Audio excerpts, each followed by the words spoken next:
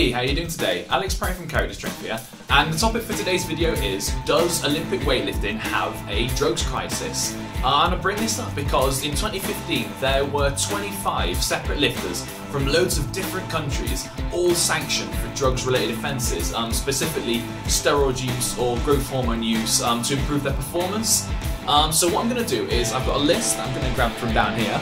I know that this is quite a controversial topic, quite an inflammatory topic, so what I've done is I've made sure I've done my research, I've got my names, I've double checked them, so anyone that I list here is, I'm going to do my best to pronounce them, because there's a lot of Russian names, a lot of Bulgarian names, but if you think that I've got anyone wrong on the list, by all means let me know in the comment section below. If you think there are any high profile figures that I've missed that you think I should be commenting, make sure to comment them below and I will add them to the video or add them in the notes at a later date, alright?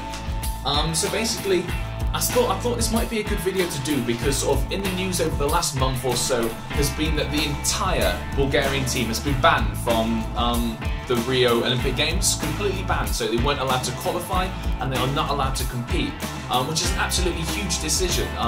When you talk about Bulgarian weightlifting, they're some of the top weightlifters in the world. The Bulgarian method of sort of, daily heavy singles has become extremely popular even in Western coaching circles.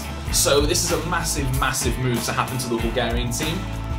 Why did it happen? Well, basically, International Weightlifting Federation rules state that if a team in any one competitive season has more than 9 lifters found guilty of drugs offences, then the entire team can be banned. And in one season, 11 Bulgarian athletes have been found, 11 Bulgarian weightlifters have been found guilty of drugs-related offences. So the entire team has been banned from competition, has been banned from Rio. So it's a huge, huge move. And this got me looking at, well, what else is going on in the world of Olympic weightlifting? What other bans are there? And I uncovered quite a lot, and when you look back, this is a really, really big problem going on. So I want to turn our attention from Bulgaria over to Russia.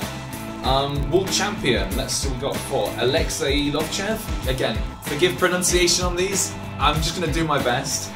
Failed a drugs test due to positive growth hormone testing, so not a good start. We also have Alexei Kosov, Olga Zubova, Olga Afanasieva, suspended on suspicion of drugs use, so another 3 lifters there. What else have we got? Yeah, so you might remember a while back that WADA, or the World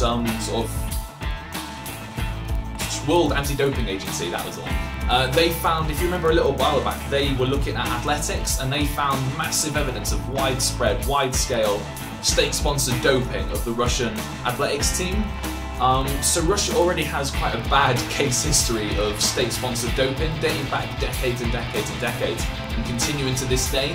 So it sort of casts a huge shadow and a huge doubt over a lot of their competitive lifters. And if we carry on going, we've got North Korea's Kim Eun-guk, was found to have used steroids. We've got Azerbaijan's Valentin Hristov and Elkan Aligulizida. Again, pronunciation's difficult, forgive me, I'm probably going to get these names wrong, but I'm just saying them for the process of getting them in the video. Also both found guilty of drugs-related offensive and using performance-enhancing drugs. So we've got 11 members of the Bulgarian team, we've got 4 Russian weightlifters, we've got a North Korean weightlifter, 2 lifters from Azerbaijan. Everyone remembers now Louis Hoi on the Chinese chap's suspension a few years back.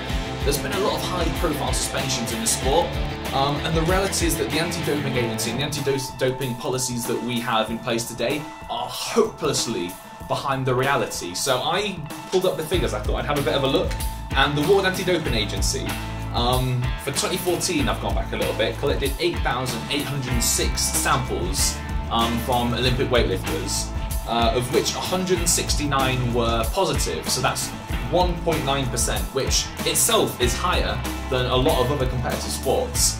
But I would be, that figure, I would be surprised if the reality was 10 times that.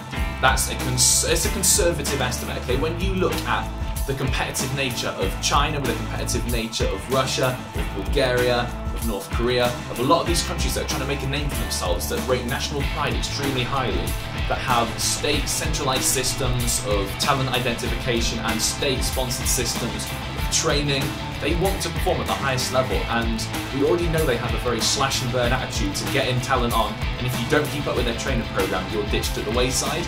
And it's this kind of mentality that it leaves me in serious doubt that they would do anything other than use performance enhancing drugs to improve their performance.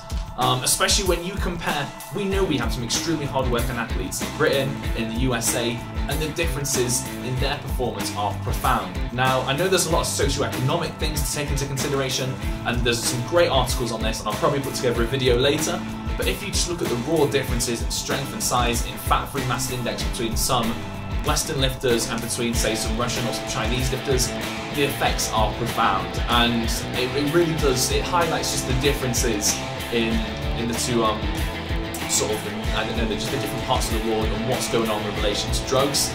But anyway, this is just my thoughts. It really does look like weightlifting has a drugs crisis. I mean, I don't know what your thoughts are, but lots of high-profile athletes have been caught using drugs, improving their performance, and increasing each year. We keep seeing records going up and up and up and up.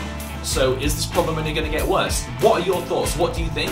Leave me some thoughts in the comments section. If you like the video, then give it a like. You want to have some more stuff like this direct to your YouTube box, then subscribe, and I'll chat to you guys later.